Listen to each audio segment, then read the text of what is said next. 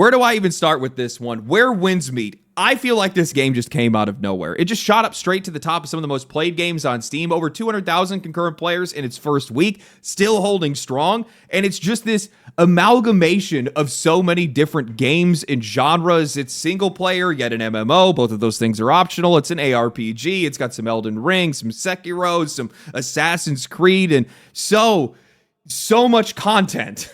And normally, when you have a game that goes this wide, it doesn't really work out for them. But in this case, it actually did. And this is all happening at a time where we have seen multiple MMOs that have failed straight out of the gate or have been canceled entirely, all because people just kind of assume that this is just a dead genre. It's not really worth the time or investment. Yet here we have one that's delivering something the others haven't, which is giving players the time and space to actually be able to play these games. Now, this game is far from perfect.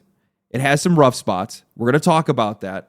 But if you guys would have told me that a game like this would come out, that it would be free to play and no pay to win, I'd tell you guys that you're crazy. There's no way that that would happen, especially today. But where wins meet stands on its own. The players are loving it. I've absolutely been loving it. And I think this game is going to continue to grow. Now, Where Wins Meet did sponsor today's video. They didn't have to be honest with you. I was already 40 hours into the game when they asked. But they just want to know what my opinion on the game is. They want to hear my feedback, hear about my experience, and have me share my thoughts with you guys. So that's what I'm going to do. Where Wins Meet is a game that I kept hearing more and more about after Black Myth Wukong blew up. Once that game cracked the ceiling, everybody started looking to the east to see what was coming next. But the more I heard about this one, the more confused I got about it, because I genuinely had no idea what kind of game it was actually supposed to be. Every preview that I watched made it look like it was a straight-up single-player experience. You got one-on-one boss fights that feel like they're ripped straight out of Sekiro or Elden Ring, and then you've got this open world that is stacked with side activities like it's Assassin's Creed, and at the same time, people were also calling it an MMO or an MMO Lite. And yeah, somehow it is actually all of those things at once. It's basically whatever kind of game that you want it to be.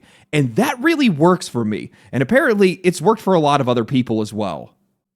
Where Wins Meet launched to 160,000 concurrent players on Steam and then spiked to almost 200,000 concurrent players in a matter of days. And I'll be honest with you guys, I did not see that coming. Everything recently has suggested that the MMO space is collapsing right now. New World just had all of its support cut. Amazon canceled their Lord of the Rings MMO. Ghost Crawlers MMO was canceled and the entire studio was shut down. It's been a bloodbath, and a lot of people have been convincing themselves that there just isn't an audience left for a game like this. But I think Where Wins Meet just proved everybody has been looking at the wrong part of the formula. I think the biggest part of that formula is their monetization. Eastern MMOs have been dragging around some of the worst monetization in the entire industry. Pay for power, pay for progress, pay for basically anything that isn't nailed down to the floor. And that stuff has made this genre unplayable for a lot of people. These games already demand a huge time commitment. When you add a pay barrier on top of that, one that effectively creates an income gap in your player base, you're setting yourself up to drive people away. Where Wins Meet doesn't do that. It monetizes through cosmetics. There's no pay for power at all. Normally, in a game like this that primarily monetizes through cosmetics, that means that everything good is locked behind a paywall, but that's actually not really the case here. And as a transmog junkie myself, I like to have my characters looking good, all right? I have been unlocking tons of outfits just by doing quests and exploring. Sure, there are some great paid-looking cosmetics, a couple that I've already purchased myself, but I think that the ones you earn in-game really aren't all that far off. Now, to be fair, the game's Battle Pass does offer some pay-for-convenience items, materials, consumables, the usual stuff, but it's all supplementary. These are the same things, the same items that you're going to collect just by naturally playing the game. I've never once felt like I needed to actually have the ones that you could get through the Battle Pass, and the developers have gone on record saying that they are sticking to a strict no-pay-to-win principle, no paid items affecting gameplay balance, no stat advantages hiding behind a purchase. They have committed to making all future content and DLC free to all players. So while the Battle Pass does exist, it doesn't really create any type of gap between paying and non-paying players. You're not going to feel left behind just because you're not spending money. And when you do earn a rare cosmetic or unlock something through exploration, it still feels genuinely rewarding. This is something that a lot of games need to be taking notes on right now. Now, as you guys might know, I am always relatively leery when it comes to live service games, and MMOs especially. I'm like oil and water when it comes to these games. I just don't have the time, and there's just something about a game demanding daily attention that just rubs me the wrong way. Either I can't keep up, or I can't keep myself invested. This hasn't stopped me from trying. I love MMOs. I've sunk thousands of hours into World of Warcraft and Final Fantasy XIV, but those worlds don't pause when I walk away. This one does.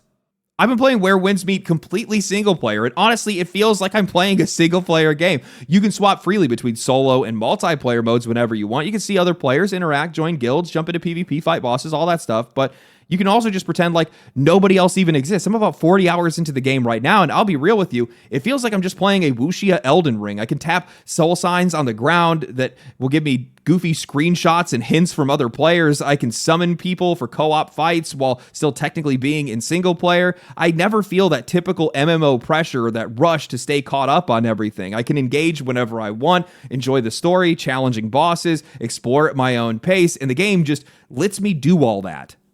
And man, speaking of exploration, I swear, whenever they were planning this thing, somebody must have just sat down and said, what should we add to this? And they all just said yes. This world is genuinely stunning. Everywhere you look, there is something new to pull your attention away, and almost everything is explorable in the game, and you just point your camera and just walk in that direction, and it's not all empty space. Every single corner of this map is stuffed with content. There's fishing minigames, music minigames, board games, puzzle games, drinking contests, world bosses. You can even steal horses and pick fights with NPCs like it's GTA, rack up a wanted level, and then end up in jail if you get caught. The map is just covered with side quests, and half of the time, those side quests have their own side quests. Even random NPCs have their own little chat AI where you can ask them more about the area, build a friendship with them, get items, and pick up some more local lore. It'd be one thing if this is all just window dressing, but every piece of content is rewarding. Everything you do gives you something. The little puzzles and mini games are handing out crafting materials, upgrades, and cosmetics. I walked into a house, touched a mirror, and then walked outside and got a new hairstyle. Side quests will just randomly unlock entirely new abilities. You can literally learn Tai Chi just from watching animals interact in the wild, like a bear trying to rip down a beehive. I've even heard that you can learn boss ultimates if you parry their special attacks enough times.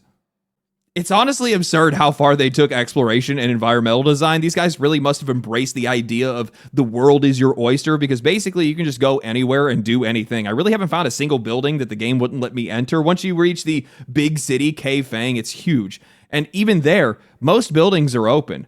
The whole game just feels like it's allergic to getting in your way. There's no, oh, it's a video game moment that breaks that illusion. It just lets your curiosity run wild, and the immersion in the game is so much stronger for it. I really think traversal is what makes this all stick. Now, I do have some complaints here. I think you can get snagged on objects way more than you probably should, especially while crouching. I ran into this nonstop during the stealth mission I had to do to unlock the dual blades, but outside of those moments, the movement is wild. You can run across water, sprint up walls, climb trees, triple jump, and you get a mount right from the start, which makes things even easier. And then there has to be one of the coolest traversal skills that I have ever seen, the lightness skill. It lets you launch yourself up into the air while doing these full wuxia kung fu moves, kicking, spinning, tossing your weapon ahead of you as you glide across huge distances. It just looks so cool. And maybe I'm just easy to impress. Well, maybe not that easy, because as much as this game nails its content, it gets absolutely kneecapped by its menus. And I get why when you build a game that has this much stuff in it, you end up creating a menu for just about everything. But this is definitely something that they have to tighten up. I get lost way too often. There are so many skill pages and progression systems that I forget half of them even exist. I was playing the other night and realized that the oddities traders actually have their own passive skill trees. You can turn in items for base stat upgrades. On top of that, you have martial arts to level, inner ways, mystic skills, talent points, gear upgrades, ability upgrades, movement upgrades, and then that's all before you even touch the battle pass and events and chrono exploration, achievements, matchmaking menus. The list just keeps going on. And look, I love that this game has so much to do, but the menus are such a mess that you're going to forget about rewards and progression systems altogether. There has to be a way for them to centralize and consolidate some of this stuff. I'm sure it's going to get cleaner once you get out of the new player experience, but right now it is the weakest part of this game, frustrating enough that it feels like its own boss fight. Which brings me to the actual boss fights in this game. So I picked Legend difficulty because, of course, come on, it's actually in my name. And honestly, I just really didn't expect to take the game all that seriously. But this game has handed me my ass more than once. There is a nasty difficulty spike when you go to fight Kihei. Honestly, it's kind of rude. I was stuck there for like an hour. But overall, this game does a surprisingly good job of balancing these fights, especially with how flexible their combat system is. You can swap between two weapons on the fly: short sword, long sword, fan, umbrella, twin blade, spear, and more, and they all have their own unique form and function. Fans and umbrellas are long range, and they give you heals and buffs. The spear draws aggro and basically turns you into a tank. Twin blades are straight up just for burst damage. There is a ton of flexibility here, and it really lets you lean into whatever playstyle you want. And I realize that that's kind of just the core experience of this game. Play it however you want. I've got friends that are playing the game and treating it like it's a full MMO. I got others that are just treating it like it's a co-op RPG. And then there are some people like me that are playing the game entirely solo whenever they have the time. That kind of flexibility is something that I've been saying for years is the future of live service games. Something that can adapt to whoever picks up that game. And this game pulls it off in a way that honestly I didn't even think was possible. It's not a perfect game by any means. Beyond the menus and the occasional terrain issues, there's also some translation issues that make certain puzzles way harder than they actually should be. There's a bug where sometimes your character voice will get swapped with another one or just be muted entirely. But for a game that is this big, with so many systems that are stacked on top of each other, I'm honestly impressed that it even holds together. And honestly, that's the harshest criticism that I could throw at it. I really like this game. You know, it's been almost a year now since I played Kingdom Come Deliverance 2, and I've been hankering to sink my teeth into another open world game, and I didn't even have to pay for this. That's crazy to me. And I was very skeptical on this game. I wasn't sure if I was going to like it. I didn't even take the sponsorship until I was sure that I liked it, because I've just been so sketched out on MMOs lately that most of them just haven't really been delivering what I've been looking for. And this game just hits that happy balance between all these different types of games that I enjoy or things from games that I enjoy, and also giving me the opportunity to play this game alone.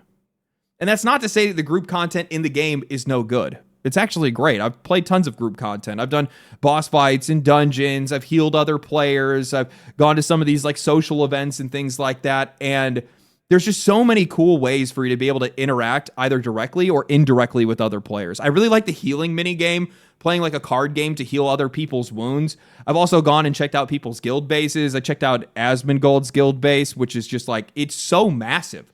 These places are absolutely huge. And the game also has player housing, I'm pretty sure, as well.